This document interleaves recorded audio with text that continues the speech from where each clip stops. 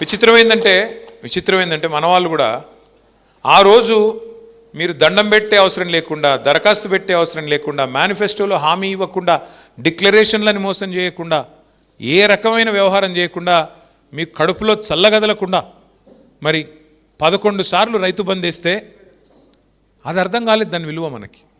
ఎందుకంటే అందుకే పెద్దలు చెప్తారు, అడగందే అమ్మైనా పెట్టదు అని. కేసీఆర్ గారు అడగకుండానే పెట్టిండు, పెడితే దాని విలువ అర్థం కాలే.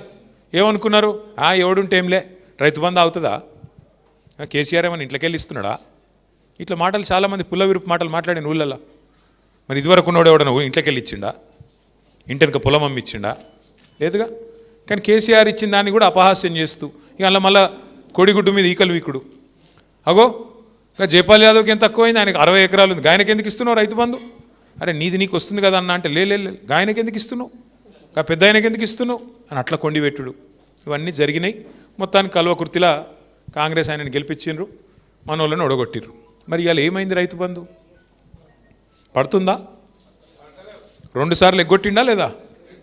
మరి ఎవరున్నా నడుస్తుంది ఏమి కాదనుకుంటే ఆఖరికి యూరియా బస్తాలు దొరుకుతున్నాయా, మొక్కలు కొంటుండా, శనగలు కొంటుండా, వరి కొంటుండా, బోనస్ అన్నాడు బోనస్ పడుతుందా, ఏం జరుగుతుంది? మరి యూరియా దొరకదు, కరెంటు రాదు, రైతు బంధు పడదు, కొనుగోలు కేంద్రాలు తెరవరు, తెరిస్తే మళ్ళీ అందులో రైస్ మిల్లులు అలాట్మెంట్ చేయరు, ధాన్యం జోకరు, కొనుగోలు చేయరు, కొనుగోలు చేస్తే బోనస్ ఇవ్వాలి కాబట్టి ఆ పని చేయరు.